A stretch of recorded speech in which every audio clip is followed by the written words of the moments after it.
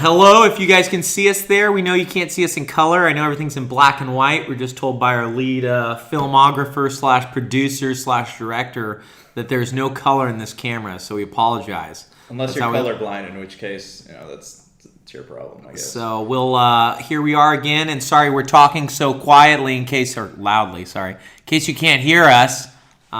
Okay, but now we're back, and welcome to Super BS. My name is Brank. Jank. Dank.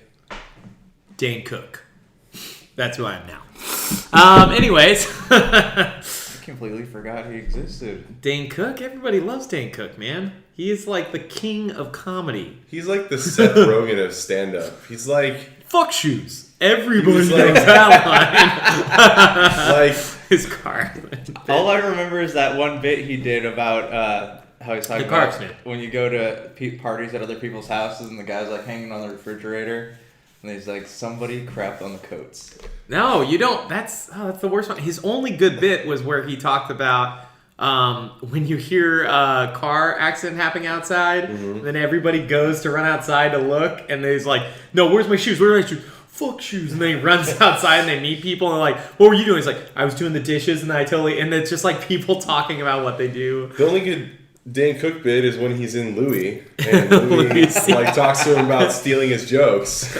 Wait, when is this? In the TV show? Or? Yeah, okay. In the TV show. That's awesome. They film an episode where they have a conversation about Dan Cook stealing a Louis C.K. bit. Which one is that? I forget it. It's something about, I'm pretty sure that's something to do about an itchy butthole, but I don't totally remember. Well, that sounds like what it would be about. Yeah. Anyways, we are here to talk about Dane Cook, games, anime, and fanboys. Not specific order. Not specific order. So now we'll talk about games.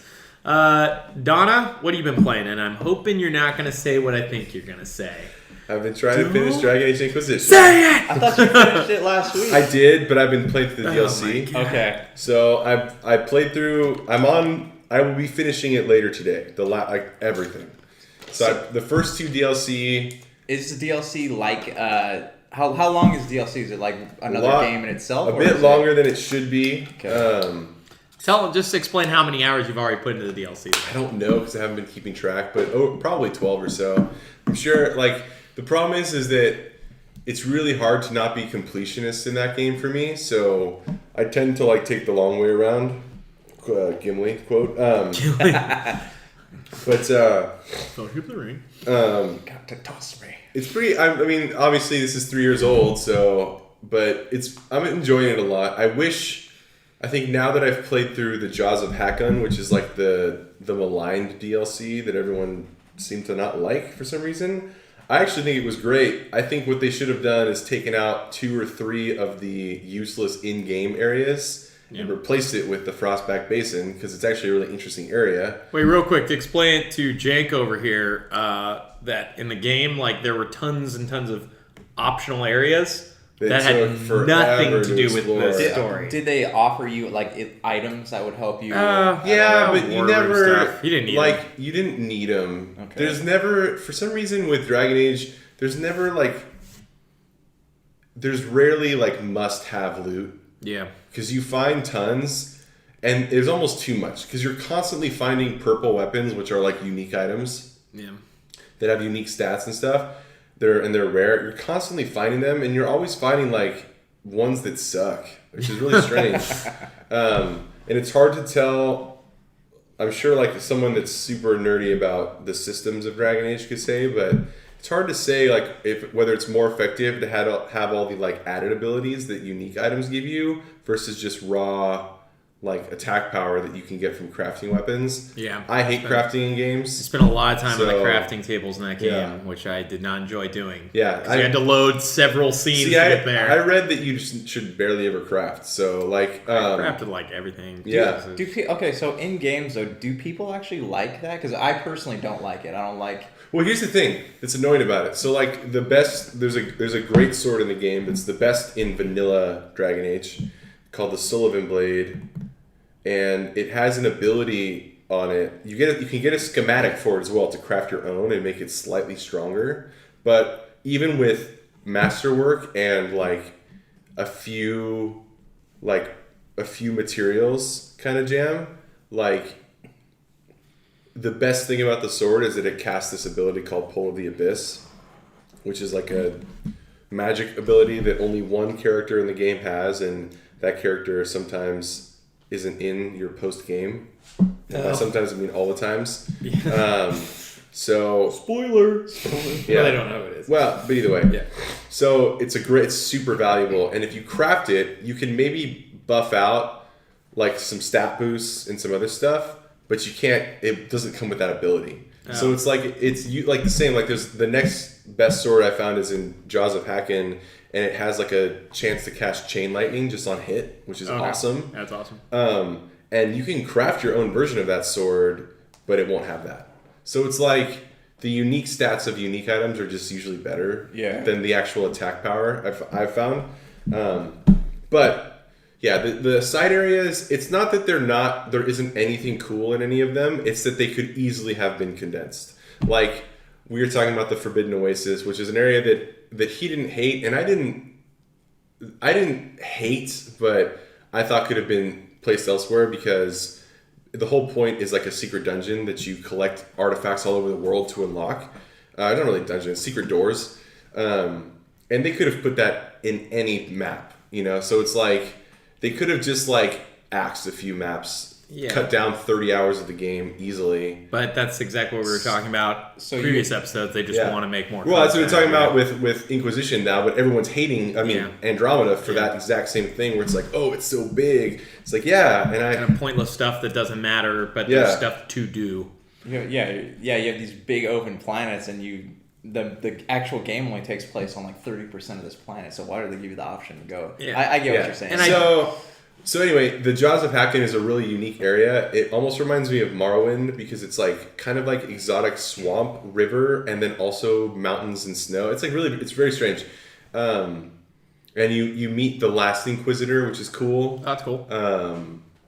Or I shouldn't say meet, because that's kind of a big spoiler. You investigate, because it's 800 years before. So spoiler. But yeah, so you learn some cool things. I think it could have just easily replaced like 3 of the in-game areas. Yeah. But Trespasser is the main DLC that is leading into the next Dragon Age game for sure. It locks you off. It takes place 2 years after Vanilla Dragon Age. So once you do it, you can't go back. Yeah, once you do it, you can't go back. But I'm actually really intrigued. It's very intriguing. They set up some very big plot points. I've played through all the Dragon Ages, so I'm pretty familiar with like the world and the politics of the world and stuff. So I think there's some really exciting things. I'm really hoping that they make a Dragon Age 4 that I wouldn't mind if it's like a direct continuation and you play as the Inquisitor again. I think that would be super awesome. What would be great is that if it's like a 60-hour game instead of a 150-hour game. That's so long. Yeah, that's a frustrating part of any of these games. But did you get a chance to play anything else this week? Or no? I probably played Salt and Sanctuary for a little more. For a little bit of time. That's a pretty cool game. What do you play, Jank? I've been playing Prey, which is that's pretty fun. We'll talk more about that in a second. Oh, I started playing Doom. Okay, yeah. Oh, yeah. Nice, Doom's pretty cool. Talk about that for a second, because we're going to talk a lot about Prey soon. Yeah. What do you think about it? I thought it was so fun. I like the intro a lot. The intro's great. Where all the dudes are worshiping you. Yeah. And it's so fun. It's crazy playing a game that's that fast and smooth. Because when I played it for like an hour and a half or so, and then I went back to Dragon Age, and it hurt my eyes because Dragon Age looked like such a It's different. It's hard, like the 30 FPS versus the 60 FPS. It's hard to like think about that. Or, like, I don't really care. But when you play games that are 60 FPS, like Doom, it's just like, oh man, I don't ever want to play 30 FPS again. See, that's not how I felt. I felt almost like this, like the FPS of Doom is like unnatural. Like really, it's great for Doom. It's so fun that it's so fast and quick. But like when I played Inquisition today, and it looked great to me. Like, it was fine. But when I played directly after playing Doom, it hurts my eyes. Yeah, it's like going from inside. I think your eyes just adjust, and then you're like... Well, back when the original Hobbit came out, it was filmed in 60 frames per second, Peter Jackson. And those look weird in There's film. story of people, like, coming out of, like, throwing up in the theater because it was, like, making them all dizzy watching it. Really? Okay. Yeah, I get. There's I also could see stories that. of people coming out from the third movie throwing up because there shouldn't have been a third movie. Disgusting. That third movie is was, just a giant battle sequence. That's all. They Yeah, should but it's have, a giant battle sequence that Tolkien decided wasn't like not even important enough to include. Yeah. Was there actually like something it was based on, or was that? It was in Yeah. The Hobbit. It's Don't in you The remember Hobbit. he gets hit in the head and then he misses Missed the whole battle. yeah. Oh. And then he wakes up and that's. But it's so great. Like that's like Peter Jackson's legacy is almost ruined with that third The movie. Hobbit, I don't know. I think The Hobbit as a whole isn't great, but I would like to see the cut, the 3-hour cut. Extended cuts. No, they already made it like years ago. Someone made a 3 or 4 hour cut that's just the book.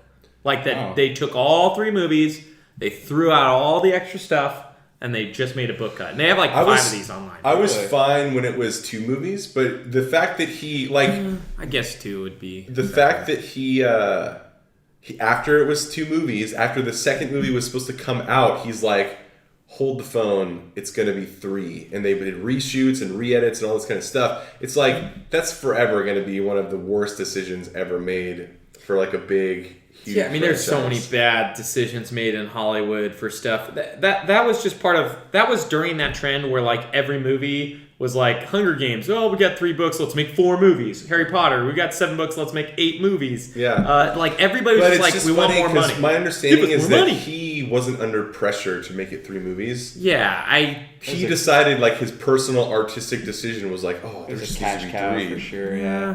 Well, probably Peter Jackson had a similar thing that like George Lucas, where the first movies were like, hey, you couldn't do this on your own, you have to go through cuts and editors and people who matter. And he made all of his, And the or his studio plateau. has. I think the studio has more, unless the director has final cut privileges. Well, so the studio gets to say. that's kind of what happened to George Lucas for Star Wars episodes Yeah. 1 through 3. I mean, we could get onto this topic for a while, but anyways, just real quick, he grew, Star Wars was so great, everybody trusted him. Like, hey, don't let him do whatever he wants. He's George Lucas, and that's why we got episode 1, 2, 3. And that's probably similar to Peter Jackson. I heard it's actually, from my understanding, is that some of the problems are not his fault because he if you remember, On Star Wars or Peter Jackson? Peter Jackson. Okay. Because he inherited a lot of those problems because originally the production was going to be Guillermo del Toro. Yeah, And kinda apparently cool. the script that Peter Jackson got was so terrible that he had to rewrite every night before shooting the next day. Oh, wow. So, because, I mean, I wouldn't say the script of The Hobbit is bad. Like, there's no parts in The Hobbit where I'm like, ugh, like that. It's just, there's just stuff that doesn't need to happen because it's stupid. Yeah, there are some cringeworthy, like the romance stuff was so dumb. Like, Well, it's dumb because it's not in the book, and it's dumb and because stupid and not necessary. Right, but what I'm saying is that I don't think I don't think it was badly done. It was just dumb that it was done. Yeah. If that makes sense. So, how did we sidetrack to this? We were talking about Salt and Sanctuary or Doom. We were talking about 60 FPS. Doom. Thanks a lot for that. Sorry, just Jake. interesting tidbit. But anything else how far are you? Just first level still of Doom, or are you? Yeah, I played through the first mission. I bought a hard drive for my Xbox so I can install a bunch of games that I owned. No, I need to get one. They're I keep super having cheap to and- uninstall everything just to Why play would a new you? game. So you're still running off the 500 gig? Man, I have two terabytes plugged into mine, and I'm tempted to get a 4 terabyte and then use He's my got a second. tutu. He said it I here. got a 2.2. tutu. I wear tutus You guys everywhere. heard it, 2-2. All right. Brink Arena. What? Okay. So talk to us The- about what your games. this- And let's save Prey. Have you been playing anything else first? Okay, just real quick, I have a question for you. Doom. Okay, I've never played Doom before. Okay. So what? That's not a question. What is what's the story with Doom? Like I know there's zombies and what or no, demons. those are demons. Okay, so And zombie demons. is it kind of like Dead Space? How it's like No. more religious based, or is they just It's- stumbled upon? So okay, don't ask me about Doom lore because I've played the original Dooms, but like Talk to us in chat about it. sparingly. Like okay, I think it's a cool aesthetic though because it's like, from my understanding is that at least the way it's sort of explained in the new Doom. I don't know. Like again, I don't know anything about Doom lore, but I just know it looks cool. But basically, like settled Mars, terraforming Mars, they find like weird energies and like things in Mars that like open dimensional things where demons come through, and that's what you're fighting. Yeah, it has something to do with that. I don't know if it gets religious at the end like Wolfenstein does, but because Wolfenstein is, I feel like they're made similar times. I always feel like same type of thing, like it's just normal killing Nazis till it's occult at the end. So I don't know if it's. But there's a lot of Nazi ties to the occult, so I think there's like a foundation there. So I don't know if Doom. I don't think it's a religious thing. I think it's honestly you just kill demons over and over and over again because you're on Mars. But it's great because even in the beginning of the game, like the character you play, like he wakes up in this facility, the Space Marine, and the guy, like the people at the facility that are like in charge that caused this like outbreak of demons, they're like trying to explain to you what they did and how, and he just like doesn't care and just like breaks all the telecoms and computers. So I think the lore aspect of Doom is pretty much like, I think they're just having fun. The new Doom is just like, hey, all these characters are made because of the Space Marine of Doom, and it's just like, here's this generic blank slate, kind of like silly characters just gonna like, hey, we're trying to tell you about story. Nope. So what have you been playing besides the big game of the hour? Because I want to talk about that too. I keep playing Legend of Zelda. Okay, I know I talked to you. Yeah, about you should be playing that. I mentioned this to you earlier. I went around and I've probably found a good like 80% of the shrines. Except how many shrines have you found? Because I can tell you. I don't know. I haven't done many of the hidden shrine quests though, so I'm like scratching. They have like a shrine counter. Do they? Well, or if not, you can just do it by hearts or whatever you have. You're forgetting that I don't play Nintendo stuff much. Like this is my first. Man, it's so different from other games. But there's nothing similar. Anyway, the controls, man. I'm telling you. Okay. So, anyways, continue. Okay, so I did those, and I'm like, okay, I have 9 heart containers now, so I figured that's enough to start going after the bosses. And so I got to the first boss, the guy in the one in the desert, the elephant-looking thing. So you went after the camel first? Yes. But that's the hardest boss in the game. Is it? Okay. Yeah. So I got through like the first 2 stages of him. Like I got the first part and then the part where he throws the lightning rods. And that's also super easy. There's a trick to that, but I don't want to spoiler it. And then I got to the last point and I just ran out of weapons. Like I ran out of weapons and shields. So I had to actually leave that, and now I'm playing more of the game to get gear, level up my gear. Have you been like getting your Korok seeds at least so you can hold a lot of stuff? I just started that. Have you talked to the guy? I talked to him, yeah, and I got to the forest where he says, come find me in the forest. And Korok? No, Kokori? What's the forest that's in all the Zeldas? Hyrule Hidden Forest. The Lost Woods. Hyrule Forest. Bam! Anything, no, it's not. So, okay, you still enjoying it? Yeah, I like it. Yeah, man, it's a great game. The other game we've been playing is Prey. Okay, before we get to that, I have dabbled with a little bit of Persona still. I'm kind of putting it on the back burner. Wait. Brian, what games are you playing? My name is Brank. Thank you very much. I have dabbled with a little bit of Persona, but I kind of quit doing that. And I play a little bit more Mario Kart, which was fun. But really what I've been playing is Prey. And how far are you in Prey? I'm like an hour into it. Okay. And Prey, for those of you who haven't played, and this is something I think Donna would like a lot. Those of you that haven't prayed. Those of you who haven't prayed yet, Prey is pretty much the next Bioshock game. It is everything outside of studio. It is identical to a Bioshock. It's more Bioshock than like a Deus Ex. Do you think when people make Let's Plays of Prey, they call it Let's Pray? Bam! So, in Prey, you walk around like a space PlayStation, and space PlayStation. PlayStation 5. And you're gonna it's kind of like a Metroid style game where you go and you can unlock stuff, and there's like abilities that you get by finding these things called neuromods, and you set amount of neuromods to upgrade your skill trees and do all this other stuff. Anyways, I am totally digging it, not so much for the story, but more kind of like how Bioshock 1 had a semi-interesting story, but really, really cool environments and atmospheres to explore. Prey is a game that I just want to keep being in the space station. I keep wanting to play. The negative is they try to do resource scarcity, kind of like Bioshock 1 did. You run out of bullets really fast. But they have respawnable enemies. So unlike Bioshock 1, it's really, really tricky because once you kill everybody in a room, they may not all be dead next time you show up, and you are going to be backtracking. So that is the only frustrating thing I found so far. Can we talk about the mimics though? That's the coolest thing, man. That is so They cool. could be anything. Like if you play this game, you are gonna crap yourself. This isn't a spoiler at all, but because it happens within like the first 10 minutes. But one of the main enemies that you find is kind of like. Did you guys both play Half-Life or Half-Life 2?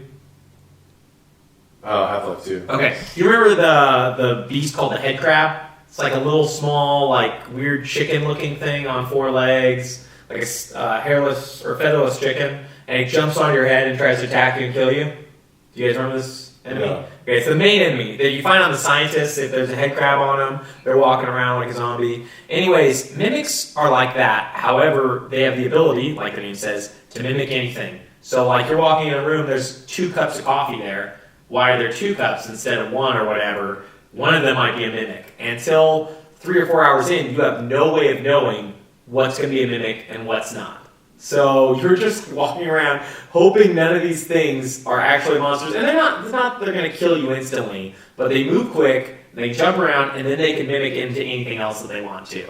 And there's stuff later that you can do that will change if you can find them, stuff that you can do that can give you abilities similar to them. There's so much to this game and so much depth, and it's so much cool stuff that it's like, I kind of want to keep playing it, but I'm also like, I don't want to miss something, so I've been just like doing these side objectives, which you can get a ton of too, but from the people on the station. Just the first hour too, like the story is intriguing to me because Did you get to see the video? The video of I don't want to say much more than that. Okay. Did you get to go to his office? I went to his office. Did you see the video? Yes. Did you see the full video? No. Okay, then that's. I don't want to say much more He than got that. shut off by the brother. Okay, yeah. Well, we don't want to say much more than that. Okay. But the game, that's still really early on. When you see the full It video. creates a lot of intrigue like early on, so you kind of.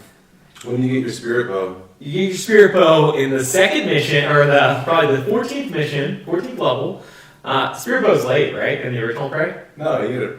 Really early on? Yeah. Yeah, original Prey, the better of the Prey games. No. You have to It unlock is- the.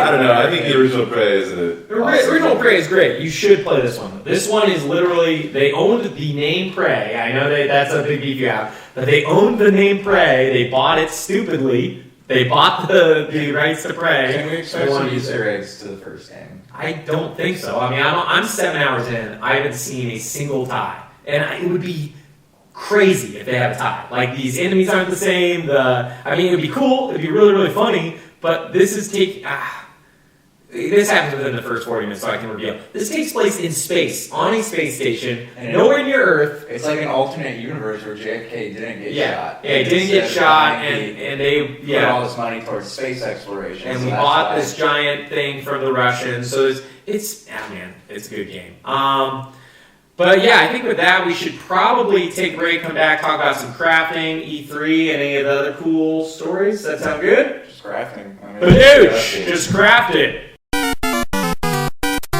If you're tired of sifting through flea markets for rare and unique games, we can help. Retro City Games in Henderson, Nevada, only 5 minutes from the Las Vegas Strip, has all your favorite gaming staples, classics, and a wide selection of rare games with new stuff always appearing on our shelves. Come in and chat with Nicole or Doug about your love of games and watch as they help you complete your collection or find your childhood favorite. And don't forget, Retro City Games loves trade-ins. So if you have any Nintendo, Super Nintendo, Sega, Xbox, PlayStation, or even PC games, come in and visit Retro City Games today. Welcome to the new metropolis of gaming, Retro City Games. Okay, should we be back Yeah, yet? kick us off, man. And we are back. This is a phone game. We're all playing a game on our phones. It's called Friends with Phones. Yahtzee. And it's not Yahtzee, you dumbass. I just said it was Friends with Phones. It's a game we're working on. clearly not playing the same game. Anyways, I wanted to talk about I play only Zombie Yahtzee. Zombie Yahtzee. There's not enough zombie games. That's what I want to know. The thing I wanted to talk about is crafting in games. Because we were talking about this. What did you want to talk about? Shut up.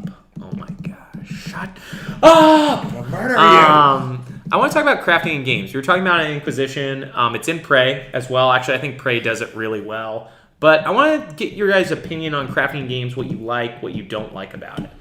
The only game that I don't really mind crafting so much in is Well, actually, no, the only 2 games is Fallout and Elder Scrolls. I was just about to say that. Yes. And the reason is because in Fallout. Well, I'll get to that in a sec. But in Skyrim specifically, but I guess in all the Elder Scrolls games, but there's rarely. The problem with crafting in those games is that there's never cool weapons that you find. You could say the same about Skyrim, though, to be honest, because that's what I'm saying. Oh, that's what I said. Skyrim and all that kind of stuff. But I still feel like you could say there's even when you craft it, you're not crafting something super cool. You are crafting dragon bone stuff, which is cool. Yeah, no, it's but you cool can't and powerful. craft unique legendary. But that's what stuff. I'm saying. But it sucks because there's never anything cool. There's never an ancient sword to find, which I guess is fine. I mean, that's all Zelda is. So yeah, there's plenty of games that have that kind of stuff. But yeah, you'll randomly find swords through quest lines in Elder Scrolls game. Rarely are they not even. It's not even can you just craft better swords than them, but they are rarely even remotely good. Yeah, but that's a systems for the game that's a problem. Crafting, the main thing I'm curious about is what do you guys not like? Because I noticed when we're talking about Inquisition, you guys both didn't like the crafting system in there. And I want to know, why don't you guys like crafting? And what's the different system? Because a good example would be an upgrade system in some games where it's you need X, Y, Z of these items is pretty much the same as crafting. Sure. So I'm just wondering, I don't mind it that much. I've been playing Prey. It's awesome in Prey. Okay, so what I was going to get to with Fallout is that I think crafting is great in Fallout because that's kind of part of the which spirit. Fallout, though? Any. Yeah, because 4 is kind of different, but I was just curious. Yeah, 4 seems a little more complicated than I want it to be. Yeah, but it's got some cool stuff. The weapon mods is definitely a cool thing. But yeah, there's mods I think in New Vegas. Really? You can go to a table, make a mod, throw it on a gun? I think so. I'm trying to remember. I should know this because I've played that game a ton. But anyway, I think that just the notion of crafting is boring. So I don't mind an upgrade tree. Yeah. Because that's what RPGs are in a lot of ways. Well, yeah. But I mean an upgrade tree that requires you to have X amount of items. See, it's not the items. It's literally the sifting through tons of options. Where it's like in Skyrim. Yeah. How early can you make an iron sword? But it's why would you ever want to make an iron sword? So it's just it just adds to a giant list of useless stuff. Too, where you just go and you can pick them up anywhere. Pretty much. Right, that's what I'm saying. Yeah, it's the problem I have with crafting and things is it just feels here's a giant list of stuff to sift through because it's not it reminds me of it's I don't want a mini game attached to it. That's why I didn't that's the one thing I didn't like about Fantasy Life. Really? I loved playing those games, man. I loved Fantasy Life. I hated crafting because it was I still thought it was kind of fun to hit A at the right time or whatever and do... It is fun until you realize that you have to do it for 10 hours. Yeah, no, I get you. It is definitely a grind. So it's I don't think that there's anything you can do to make crafting fun. That's why it's I would rather just find unique weapons and have them be good enough to...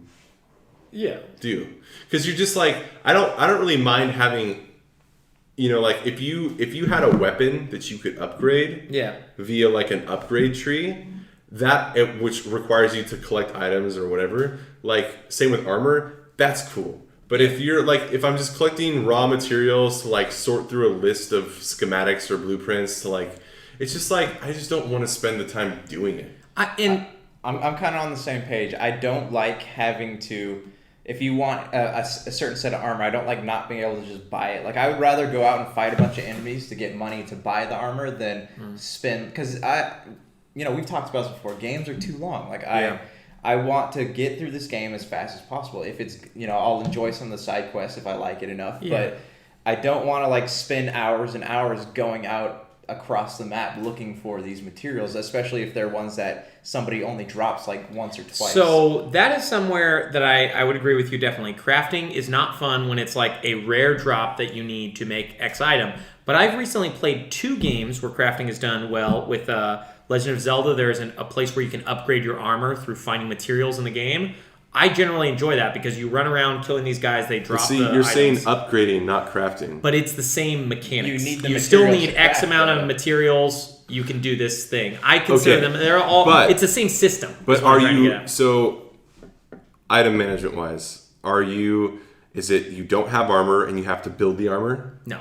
And when you craft, when you upgrade it each time, you have a new version. Like you have multiple. Now you have like 10 iron armors. No, it's not. But the systems are the See, same. that's what I'm saying. Yeah. To me, that's not crafting. That's just upgrading. Like. But so I I think mean, it's, I get. I it know all that it is. comes- I know that it is crafting. But Yeah. like what I meant is, it's like when it just comes down to like when it's just like all part of the boringness of inventory management, where it's No, like that's okay, and that's a problem that Bethesda does. But this game I've been playing by Bethesda, actually, Prey. The thing that I like that they do is they have one of the best things that every game should ever do when they have this is they have junk items. Items that you pick up specifically to do stuff with. Craft. Games do this where you craft, sell, whatever. I love it because you can normally hold X. I think even Inquisition does this. And then when you go to the place that says sell all junk or do all this. Prey does that, but you go to Recycler that recycles all these items into their raw material form, which is only like 5 things. It's only 5 different raw materials. And the game does all that sorting for you. You don't do anything. You just hold X, click recycle, and then you get those. And when you go up to this machine, it says, hey, do you want to get like a thing that lets you get a skill point? Or do you want to get a weapon? Or do you want to get a weapon mod? Or and you find these plans to make these around the space station. And all you do is use those little raw materials that you've been getting. And I don't have to like run around or like fight stuff. Or So find are stuff. you building weapons from scratch? You can do And that, there's an or you infinite can find them. variation of how many. There's no variation. They're all the same weapon. If you want, you can build them. You don't have to. So yeah. So what? Like so, let's say you find like Joe shotgun. They're all Joe shotguns. There's Okay. the only way to make Joe shotgun better shotgun is to either make or find weapon upgrade kits. Okay. And that's But that's cool now if I have Joe shotgun and Yeah. I upgrade it, is there like am I locked into certain choices where there's also 5 different ways I could upgrade it? No, you can upgrade. You only have X amount of upgrade kits. You can make them if you decide to spend your raw materials on that. Raw materials is essentially the currency. That's why like my favorite way of when crafting is done is when you are essentially using currency. It's the same as buying and selling. Yeah. But yeah, no. So you only have you can upgrade whatever you have the points for. It doesn't change anything besides makes the gun stronger. And then if you put skill points into weapon upgrading, you can keep upgrading any weapon more. But it doesn't actually make it so like, oh, I have shotgun that's good at fire, but it's bad at this. Like the game doesn't force you down paths where you have Yeah. to choose plus or minus. You See, that's can the make thing, another where it's shotgun, but like you don't have to. I finally caved in Inquisition, and I allow myself to do this at the end where I have a couple different weapons depending on the fight I'm about to enter into. Okay. But I hate that. No, and I understand that too. That's why I think Prey handles it really well. Yeah. They allow you to have your... So I pretty much... Every extra shotgun I find, because they put them all over the place later. So, hey, you missed it earlier. Now you have another option to grab one. Every other shotgun you find, it's like, well, I can dismantle it for spare parts, which you can use to fix things, or I can put it in the recycler and then turn it into raw materials. My thing is like you mentioned earlier in BioShock, like games where you have to have, you run ammo scarce in the game. Yeah. So you naturally, when you pick up items, you want to sell it so you can get more ammo. See, if you're gonna have a complex crafting system, I don't want that to be part of it. Like if Ammo? no scarcity of ammo.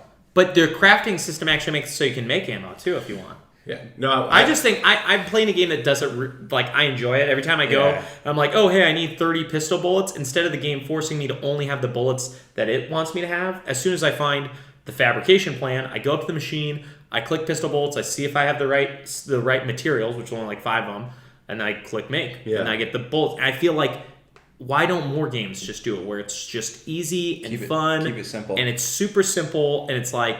There are too many games where it's like Skyrim. I felt the same way, where it's like, why am I even making this stuff? Like, I get it was better. Like, I get the swords were better or whatever. But I kind of hated it because I do want, like you were talking about, like legendary weapons in those types of games. Yeah. Where a game like Prey, I just want to play the game and have fun. And hey, if I want to get skill points, I can choose to put my crafting into that. Yeah. Or if I want to do weapon, or if I want to get just bullets, I can do that too. Yeah, that's how Inquisition is too, where it's like I just don't make it. And I avoided crafting for the most part in that game. I remember reading some tips just like before I started. It was like, don't bother with crafting; it's pretty useless. Because it is like I spent a lot of time there. I can't remember why. I felt like I kept having too many. You have a certain inventory space, don't you? There's a storage chest in the crafting area. But I mean, but on you can only keep X amount of inventory. You can upgrade it a few times, but yeah. But I mean, because I remember like running out of space pretty quick by the later half of the game. Like I don't remember why, but I probably had too many weapons or whatever. I probably have a great sword. You can't stack items in that? You can't. Well, I don't think. There, you can stack, I think, raw materials, right? In Inquisition, yeah. It's not each, okay. But you can't like stack weapons. Okay, no, Yeah. not yeah. Okay. And a lot of enemies drop weapons, right? The max inventory space in Inquisition is 90. Okay, which fills up pretty quick. Because usually, like when I sell everything and then store all my unique weapons, because I rarely sell those unless I have duplicates. I just put them in like the game storage. Usually, I have like 20 spaces automatically filled, 20 to 30. So you basically have like an inventory of 60. Yeah, I think we should talk about more news soon, but the reason why I brought up crafting is because I've seen it done well recently, and I've seen it done very poorly in terms of like Fallout 4, where the crafting is fine, but inventory management became such a big thing that I literally decided to forego achievements so I could just have unlimited inventory space and mods. Yeah, so that's the thing. It's just like the choosing between and like needing. I don't know. It's just more than I want out of the game. Yeah, you just kind of want to enjoy the game. I don't. Yeah, so it's like, okay, here's your mod that makes your spread higher. Like, I don't know if I've ever played a like shooter RPG where spread is really that important. So it's like, I don't know.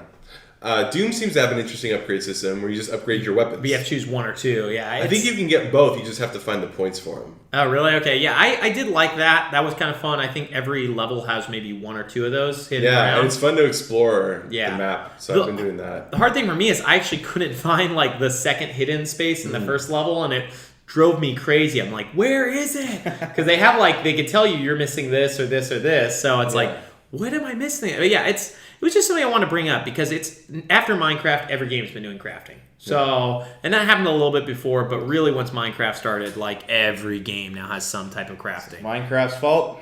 Minecraft, the least popular game on Earth, which is actually coming to Nintendo Switch today. Is it? I'm not going to buy it because it's $30 and I don't want to play it again, but how many different iterations of Minecraft can they possibly make, though? I mean, it's just the same game. It's just ported. This one's just $30 because it's on Switch, so people are willing to pay that. It's portable. I think it's, honestly, if I loved Minecraft, I would buy it today because the idea of Minecraft is like making fun, cool stuff. And with the friends online, like we did on like Xbox 360 and I think that was really fun to play on Minecraft together. Yeah, it's fun. You know, you're building stuff together, you're running around, you're just enjoying the world. But as a solo game, it is probably one of the more boring games I've ever played. But yeah, you guys had some news to talk about, huh? You guys want? When do you want to take it? Yeah, go for it, Donna. Something about BioWare putting Mass Effect on the back burner. Yeah, well, it's funny because we've been talking about Dragon Age Inquisition so much today. BioWare's other main property, you know, and I mentioned this earlier. I just want to bring it up again. BioWare used to be the king of making only single games. They made Star Wars Knights of the Old Republic. They made Jade Empire. Before that, I know you're about to say they made Baldur's Gate 1 and 2. But they used to not do, like, sequels. They used to do just Knights of the Old Republic, Jade Empire. But there is a Knights of the Old Republic too. I know Obsidian But it's Obsidian. made it. But that's what I'm saying, though. That was kind of like they used to just make their one-off games. And now we're in this And this then they alternate... would let Obsidian make the better sequel. So. Better sequel. I've heard Knights of the Old Republic 2 is good. I've heard it doesn't have the budget, so it ends weird. But I supposedly they went and patched it on PC. I've heard that it's got a super weird and awesome story. So. Yeah, that's what Obsidian does better. Is they just need to get like better engineers to fix their game. It's not them. Stuff. It's because they're not they're like a studio that, I mean, BioWare is the same way now. Yeah. But before BioWare was BioWare. Now it's like EA. Yeah. And they own BioWare. So now they're dependent on someone else's money. Like that's what Obsidian is. It's like it's not that they don't know how to, because Pillars of Eternity I've played through and it's totally funded by themselves. And I had relatively few bugs. Okay. Not anything game breaking. I know there are, like, every game like that has game-breaking bugs. Because but I heard the Espionage Obsidian game had tons yeah, of well, bugs. that's love the one play that it. Sega forced Yeah. out, right? Yeah. So I heard it's a great game, Is this too. the problem? Like, we're seeing bad games because companies that own companies are forcing those companies to Oh yeah, Well, but that's what happened yeah. with Dragon Age 2. It's also Yeah. what happened with Andromeda. And- where it's like I remember there's like I don't know if this was like a rumor or whatever, but the rumor was that EA forced BioWare to rush Dragon Age 2 if they wanted to spend more time on Mass Effect 2. That So was like you can crazy. choose. So and that's because that they don't care about quality, they care about money. So it's like and I think Dragon Age 2 is an insanely unique and awesome game. The main problem is that it's just got so much recycled land, but It doesn't feel like a AAA game. It definitely feels like back in those days, like those B-tier games that used to come out. Like, Yeah. Because I haven't played much of it. I know you beat it, but I just remember from the beginning, I'm like, Dragon Age Origins looked like as good as this, you know? And I remember the videos being like, whoa, this looks so cool and stuff. But anyways, we were talking about, you mentioned the other game though, they're putting on the back burner, Mass Effect Andromeda. A lot of that probably has to do with what we were talking about with with EA forcing it out the door. But what's going on? What did they say exactly? they said that they're scaling back their studio that made it, and They're not closing it. That's a good thing. No, they're transferring people to other projects, and they're not laying off people either. Which is as far good. as it's good. They said Montreal is just going to be a support studio now. Yeah. Right? Well, and apparently the team that made Mass Effect wasn't like I know that the people that worked that created Mass Effect are gone from BioWare. Yeah. But I know that a lot of the team members are still there. But it was the other their B team was made Andromeda, even though they have their A team. Well, I wouldn't be surprised if the A team was on Inquisition and whatever the next Dragon Age is, because Inquisition, I haven't played Andromeda, but Inquisition was pretty good, polished, and it was like a good game when it came out. So Yeah. I'm interested. I'm kind of bummed that they put Mass Effect Andromeda on the back burner, but I didn't need to. I didn't even buy this one. Like, I don't need to play it anytime Let me ask soon. you this though, like You're the only person who's beaten it. What do you think? You're the only person who's played it, even. Yeah, no, and it's crazy to me how turned off I am by the game. Yeah, just we being loved so, Mass yeah, Effect. I have like a jacket with a Mass Effect patch on it. Yeah. I'm a Seven, big Mass Effect fan. when I've I- read the novels. Yeah. Like when I got to the end of the game, I did not care about any of the characters. I didn't care about the ending. It was just getting through it. I was like, okay, well, I beat this game, put it back on the shelf. And that's why it's been on sale so many times. It's on sale But- this week. But the Like, problem it's- is that even if the game, even if I had heard, I tend to be more forgiving in the narrative department if the aesthetic is there. Yeah. Even if I had heard the same beats about the same bits about the story being kind of whatever, and the characters not being that great and all that kind of stuff, if the game was just 40 hours shorter and or 40% smaller or something, Okay with it. I would have bought it. I probably would have finished it because I just don't want to freaking play too that much. much. The too funny big. thing is, they did exactly what I was hoping that they would do, where they allow these big traversable planets. The only negative is they filled them with nothing and made it kind of pointless. I was hoping it would be a game where you get to explore the planets and see, but I was hoping they were going to follow the new thought on narrative, which is hey, less side quests, make them all cooler, more See, important, and take you to places. On that note, though, even in the main quest, when you're on certain planets, to get from one point to another, you literally have to drive almost 10 minutes to go. But that's point A why to some point games, B. you can make that fun, though, still. If you fill that point A to point B with interesting stuff. Oh, there's a battle in the middle here where these people are getting attacked, you know? Yeah. I get it. That costs money and resources and at time. least The important feeling of side quests in the old Mass Effect games is so important. You're and that was is why, this race gonna live? Yeah, and that's why Focus was good for those games, because we were on 360. We didn't have the ability memory-wise to make these giant plants that you could go. I was hoping that they'd get the best of both worlds. I don't think you can do that. You need to play The Witcher then.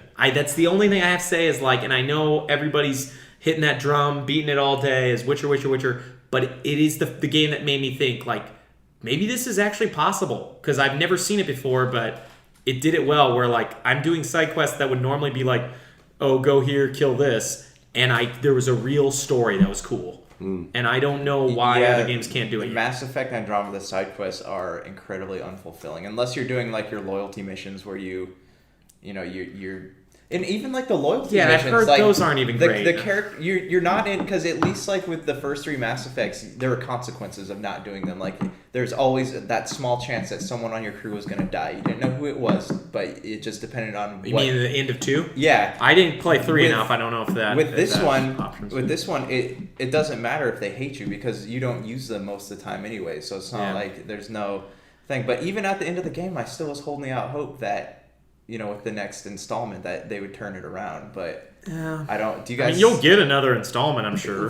Really far down the line. But do you guys think so? What do you think this means for like the story DLC for Mass Effect Andromeda? I know they were talking about. Do you think that that's ever gonna? I mean, they may still do. They may do something like Trespass because they've been good at doing that for all of their games since 3. Well, no, since 2, where they've been making added story stuff that goes down the road. But you know what? This game's having so many problems. They just released another big patch that made it, because I guess you could romance 2 people in Mass Effect Andromeda. PB was one of their names, and another 2 characters. PB and J. PB and J. J was the other character. Pam Beasley and Jim Halpert. So what? They changed it so you couldn't? What? They changed it so you can't? You cannot. No. So they patched that out. They just patched. I mean, if you see their patch notes, like tons and tons and tons of stuff, and people are making videos like, "Hey, look at this and look at this." Wasn't there some kind of glitch in the first game where you could romance like multiple characters? Like I don't think the first game had. There in one of the games there was like on YouTube. I watched a video and it shows you how to make it so you can sleep with all the people. It's not a glitch. You can just do it. I think without having you have to choose between people eventually. Yeah. Yeah, I don't know. I don't remember that stuff. I wasn't reading as much gaming news back at that time, so I don't remember reading about all the glitches. This one, the glitches and I'm not always concerned with those types of glitches. The glitches that I'm concerned with now are like, animation frame rates don't work properly, quests don't load, saves get corrupted. It's like funny though, because we notice that stuff, but like your casual gamer doesn't really notice it. Like because I think most gamers, like if they played Mass Effect Andromeda right when it released, would notice it, because like it wasn't smooth. It wasn't like a AAA game. It was choppy, but I mean in most cases, like if I were someone that just randomly picked up a game and started playing it, I probably wouldn't notice a lot of this technical stuff. Are those the people who buy Mass Effect though? Yeah, I don't know. I think that it's so funny, like how companies constantly will like sell out to corporations and like swear that it won't affect them. It's only going to be for the good. It's the same thing. It's that same thing that happens with beer, where it's like everyone sells out to Budweiser and they say like, oh, it's going to make us even better, but it never does, because it's always about the money. And eventually, even if things work out for a while, eventually it goes to shit. So I think that's what we're seeing happening here. I have hope for the next Dragon Age because Inquisition was great. Yeah, I'm hoping it's good. But I think what's going to happen is that the next Mass Effect game is going to be totally dictated by trends, because their entire, seems like BioWare's entire identity is just now rolled up in whatever the corporate backing of EA wants them to do. Yeah. So since Mass Effect Andromeda wasn't a success critically, because everyone seems to not care for it that much. EA is going to the narrating's not great, or the narrative is supposed to be not great. The gameplay is supposed to be janky. It's supposed to be too overbloated, too big. Yeah, it's like, oh, come check out how big this game is, and now everyone's like, it's too big. So what's going to happen is that they're going to put Mass Effect on the back burner, and then maybe in like 3 years they'll start a new Mass Effect game, and whatever trend is huge in games then is what EA is going to say, okay, it has to be like this. So like right now we're at peak Assassin's Creed. Here's your points of interest on your massive map. Yeah. Like, go jerk yourself off and hate yourself. Well, because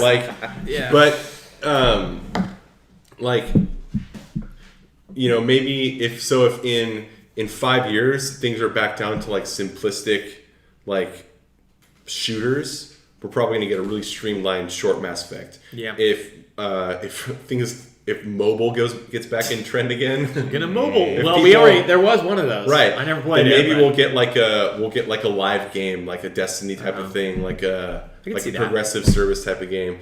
Maybe if I don't know what other trends are. Maybe if racing games become the main thing, we'll get a Mass Effect racing game. Like that's what I think. That's what Mass Effect is going to be. Period. Now, because Because that's what BioWare is. They're just like in the pocket of EA, so they have to do. They pretty much only have one more chance though to win fans back. If the next Mass Effect game is crap, then I mean it's gonna be a long time. Their only chance left is Dragon Age. Yeah, because I don't think anyone has faith that a new Mass Effect game is going to be good right now. Yeah, like oh, we messed up, let's make a better one. They're gonna I think people now are waiting for okay. I hope Dragon Age doesn't suck now, and if it does, I think we're gonna see BioWare shut down. and Mass Effect Andromeda was not great for several reasons. I mean, I get it. EA had their fiscal core; they had to get the game, or fiscal year, they had to get the game out because they didn't want all their investors. But it's not even the bugs; it's the spirit of what the game is versus what Mass Effect is. Definitely, and I think though a lot more people would have liked it, and the game would have been better if either they knew exactly what they're. It could have also been they just didn't know what they were doing. You know, they literally could have been like, let's make a bunch of ideas, and then at the end we'll figure it out, which is what a lot of people do, and they just never figured it out at the end. Yeah. But I don't know if they have another chance, man. To be honest, Mass Effect 3, as much love as it got, it also got a lot of hate, and a lot of people were expecting this to be the redemption for Mass Effect. Here's the thing about Mass Effect 3 is that Mass Effect 3 was a great game. The problems with Mass Effect 3 relate back to team again. It relates back to the fact that they changed directions in Mass Effect 2 because the guy that created Mass Effect was no longer at BioWare. My only beef with Mass Effect 3 was just your normal beef about the ending. I like the game as a whole. I didn't. I don't know. I didn't play. I found that the best way to view Mass Effect 3 is that the entire game is an ending because you tie up all your character stories. That's the part of Mass Effect 3 that's awesome. The ending is whatever, but I didn't mind the ending as much. I was expecting to hate it a lot more, but I think that Mass Effect just had an identity crisis with the original trilogy because the guy, I think his name's Drew, he created the universe and then left the company. So there's all these story ties and foundation that they talk about in Mass Effect 1 and parts of Mass Effect 2 that never get fulfilled and change direction. So instead of it's Mass Effect was like Star Wars. It's a campy universe filled with weird aliens. There is lots of lore there, but it's about the character story. It's about Shepard. It's about the relationships. That's what Mass Effect was about. And then the metaphysics of the universe are kind of on the back burner. And then it was in the middle of Mass Effect 2, it's the director of the game was what if we made it less like Star Wars and more like The Matrix? And then Mass Effect 3 has all this here's this weird little boy thing, and the Reapers are these weird it's they injected elements into the game that clearly weren't planned all along, so it just feels whatever. But the thing is that they still did a great job with the characters through those games. So the best part of Mass Effect wasn't ruined. The lore was a little bit botched. Probably, but yeah, I miss the days of BioWare just making one-offs. I think Mass Effect 3 should have ended Mass Effect period. If they wanted to make another space game, I guess they could use the Mass Effect name, but there's so many other ideas. Now I feel we're stuck with, and I mean I love Dragon Age, but we have fantasy with Dragon Age, sci-fi with Mass Effect. There's not I know you guys may not have played it because did you have an original Xbox? Yeah. I know you got one at the very end, right? Mm-hmm. Jade Empire is the coolest RPG. I mean, I want to replay it. I haven't played it in years. But, a game that's set in, fantasy mythology China where you're also, fighting with gods and it's, a really cool fighting game was just whoa, this is cool. Star Wars Knights of the Old Republic, a great game built on the Star Wars license. And then it's now we're just stuck where we have two choices. But see, that's how I feel about Prey. Whereas the original Prey was Native American science fiction. You have to call this That's game a good point. Okay, but you need to take But that's the what I'm name saying. away. Hey everyone, venture into the pop culture cosmos today, where you'll hear our conversations on different topics within the world of movies, TV, video games, comic books, technology, board gaming, and more. You'll also get a taste of some of our other shows within the cosmos as well. So come on and join us each week as we delve into the pop culture cosmos. Welcome to the pop culture cosmos.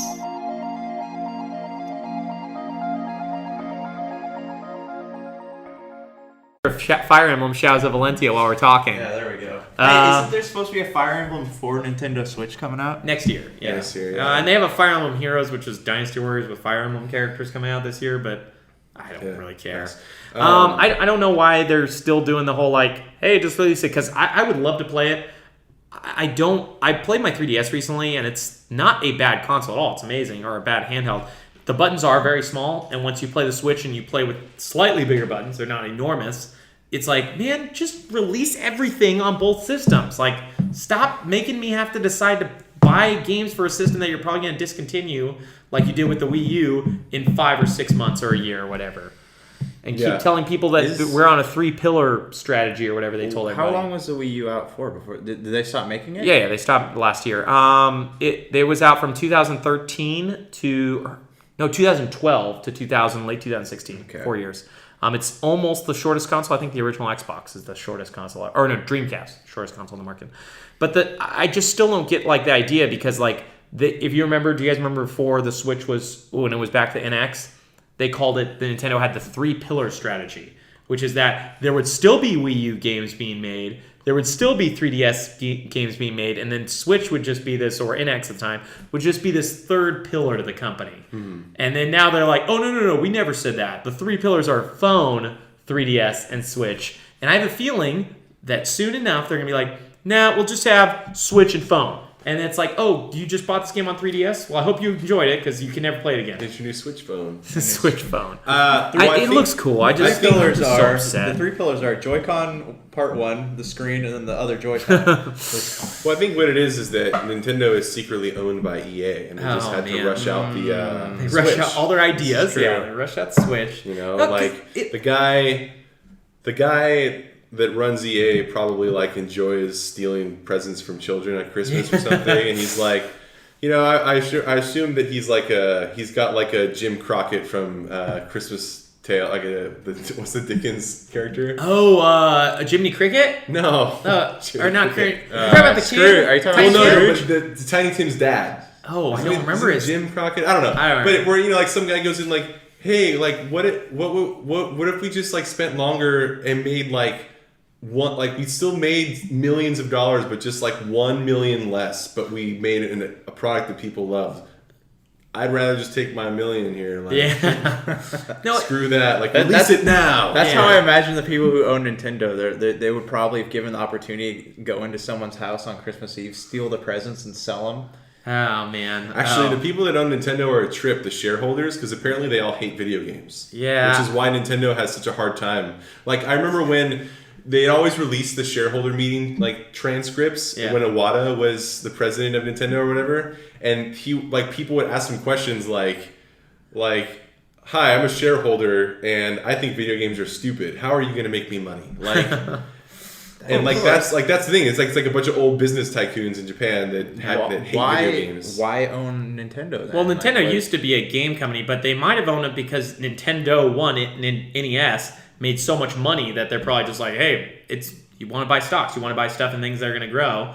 A lot of people thought they were probably going to continue to grow, but they actually didn't sell. They kept like making less and less sales on consoles up to the Wii. Mm-hmm. That's when it like skyrocketed again. Then when it's like NES original was tons, Super NES was less, N64 was less, GameCube was less. I think GameCube was like 22 million. The most was Virtual Boy. Virtual Boy was the most at 1 million sold. No, but anyways, tell us about Fire Emblem Shadows of Valentia. Sorry, I am butthurt. I want to play it. I actually don't have much to say about it. I'm just planning on picking it up because the main thing that I didn't like with Fire Emblem was the last 3 games.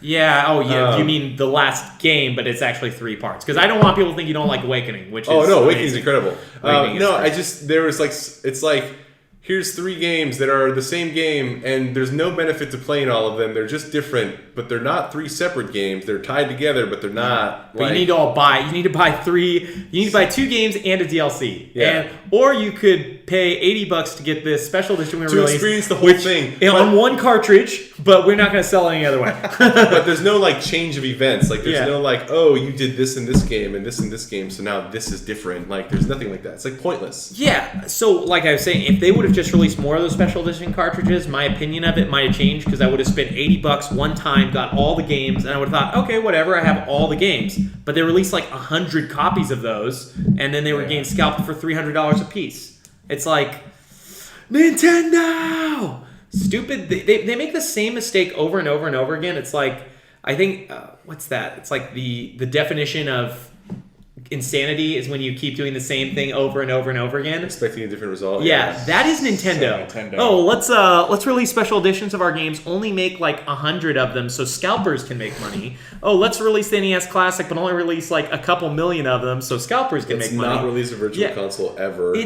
Why? None of this stuff makes sense to people. Like I don't get like who at Nintendo's like, you know what we don't want? People to give us money. So let's do this. Like, yeah.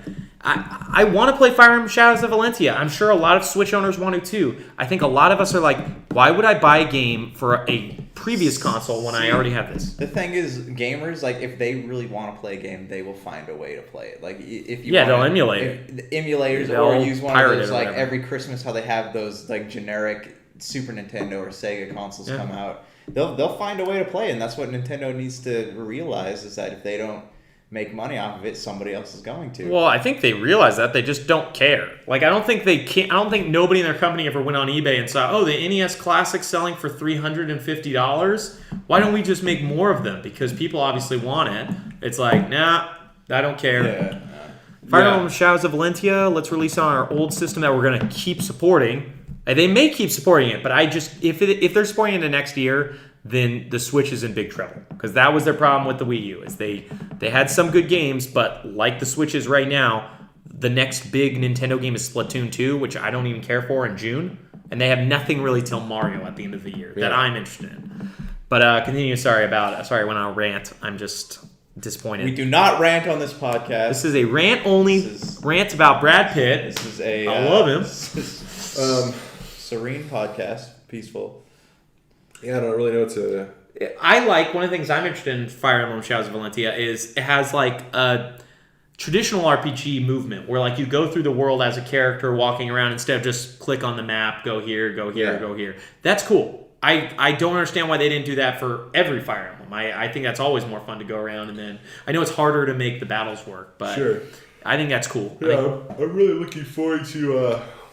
just playing something on my 3DS until... Yeah, man. 3DS was... and it is an awesome, like, handheld. Yeah. Like, are you going to get the new Nintendo 2DS XL? I thought about it. It looks cool. I'm tempted to sell my 3DS XL and then buy them. Like, I played my 3DS and the buttons were actually kind of giving me a cramp, so I haven't picked it up for a little bit. I've never had that problem. I have that problem on the Vita sometimes. Yeah, the Vita, it's because they did the stupid joysticks where they did it. But I don't want to say... I want to sort of not really say that because I love the Vita. I love the Vita too, but the joystick placement is annoying. Yeah. So it's annoying when you have to push on it. Yeah. Which is rare, but... You have to push them. Joysticks don't have a click. Right? No, joysticks don't have a click there. It's just, you hold it. The reason why it's annoying is because you're holding it like this. And then there's your problem, because you're playing games like this. I play my games like this, and then I'm... Doesn't the Vita have... I use my phone, too. The Vita has a thing on the back, right? Where in the movie it has the sensor. I've never played a game where that was used in any way effectively. Tearaway is an awesome game. Tearaway is the only game that like used the Vita. Kind of like how Super Mario Maker is like the only game that used the Wii U. Solid Sanctuary uses the touchscreen. But like for like cool effect, because that was my favorite thing about Tearaway. It'd be like you tap the back and it would do like bouncing mechanics, and you'd be bouncing around, and then you played a little bit of it, right? Yeah. You like look up and there'd be a picture of like you and the sun, and it was so stupid, but just so much fun. That was great. But anyway, sorry. Back to you're excited to play something on 3DS. Yeah, I want to keep the hope alive that Radiant Historia remake is going to come out in the US. Isn't it supposed to come out in the US in June, or is that Japan? I don't know. I think that's here. So. If it is. I mean, I don't even need a Switch. That's the only game I'll play. But you already played it. It's the exact same one you can already play on your DS. It's new graphics and stuff. No. Yeah, it's remade. Let me see. I'm going to check this out right now because I'm almost positive, man, that it's the exact same. Then I'll just have to play it again. Because it's 3DS. I am almost positive. Let me see if it's a remake. I heard it was redrawn. Let me see. Continues to be a 3DS remake. Okay, here, I'll try to find a bigger picture of the graphics. This is the 3DS remake. Doesn't it look almost identical to you? And for viewers at home, we'll put up something. This is... I don't know, actually. I can't totally tell. I could pull up a DS one, but this is also That's definitely different. This is? Well, just the picture, but this is normal. Yeah, I've heard it's a graphic remake, but I don't know. I don't really And this know. is also the 3DS remake, and I remember this from the DS. Mm-hmm. So... Yeah, I don't really know how different it's going to be. But They say it just doesn't change a whole lot, does it? Was what people were talking about. This is Radiant Historia. It's a great game, but it's literally the DS game. I don't know why they're putting it on the 3DS, to be honest. Like, I don't... So they're not actually upgrading it or anything? I mean, it looks like they did like one portrait of the character slightly differently. But anyways, we should probably wrap this up kind of soon. We've been going for a little bit. Any other news stories you guys want to talk about? No, but I mean, next time we will be talking about E3 a little bit. We have literally still nothing to talk about it, though. We'll try to figure something out, but I guess we could talk about predictions. Yeah. I don't know what we're going to... I honestly am... There's been no leaks, nothing this year. Nintendo just announced that they're doing another Nintendo Direct, which we knew about, but they announced the time. So... I think, I bet Dragon Age will be announced. I think... It seems so weird. I kind of agree with you, because the timing seems right. It's been 3 years since the last one, but it seems weird, because they just released Andromeda to be like, hey... Dragon Age. But I mean, they have a different team. No, yeah, for sure. It feels weird, you know? Like, Andromeda did really bad right out of the gate. BioWare, hey, guess what? We're making another game. And it should actually almost be out. My guess is Dragon Age could be out as early next year. They probably could release it this year, which would be really, really weird. Yeah. But I've seen something about it, though. What? If they're going to release it that they did the last Dragon Age Inquisition, I think was only 6 months. I think most, critically now, people are really heavy-handed towards long hype trains. Yeah, they don't like that. Like Red Dead Redemption 2 did the stupid thing by announcing this fall, and some people are like, it's probably going to get pushed back, and now nobody cares. Like, if you remember that game, that trailer came out the same day as the Nintendo Switch trailer, and no one talked about Red Dead Redemption 2. Like, and that Red Dead Redemption was huge. Like, Grand Theft Auto 5 is, I think, the highest selling game Well, also, Ubisoft's doing not a Far Cry. Assassin's Creed? You mean the Egypt one? Just Cause. That's that's Square Enix. Or it's Far Cry Origins, and it's supposed to be a Western. Assassin's Creed Origins. You're talking about in Egypt? No, Assassin's Creed Origins. But they also someone leaked Far Cry Origins. Like the next Far Cry is going to be a Western. I mean, I love Far Cry 4, but as long as it's got co-op, I'm interested. Far Cry Origins. Are you sure? They were talking about this on a podcast yesterday. Yeah, Far Cry 5 is probably set in Montana. Okay. Might be a spaghetti western. Or is this Montana modern day? Yeah. You literally could probably get away with it. Just put it in some areas where there's no cars. Next Far Cry game to have a Wild West setting out in September, according to VG247. If it has co-op, I'm in. If it does what stupid Primal did and removes the best thing about 4... Yeah, Primal still has some fun moments in it, though. They took out co-op. Like, hey, let's add this awesome thing that's a lot of fun that you can play with your friends and make a game totally new, a brand new experience. Let's just take it out. Nobody wants to play with their friends. Like, why would we keep the one cool thing we had to Far Cry 4? You know what I would love for the next spin-off Far Cry, Blood Dragon, is instead of riffing on 80s movies, if they riffed on teen vampire movies, and they filled it with intentionally terrible acting, bad characters, great gameplay. Yeah. That would be fun. Far Cry is still probably... I'm trying to think Ubisoft franchises. I think it's my favorite Ubisoft franchise. I loved Rayman Legends, but I don't really consider that franchise. They just had 2, and I don't think that guy's working on those. But I think Far Cry is better than Assassin's Creed. Oh, yeah. And they're... Because everything's better than Assassin's Creed. They had Ghost... They kind of have Ghost Recons, but that's not something they really do very often. They do that, they had the one this year, but the previous year was 5 years ago or something like that. Yeah. So, I don't know. We should probably hit the road and come talk to you guys again next week. All right. Peace. Oh, yeah.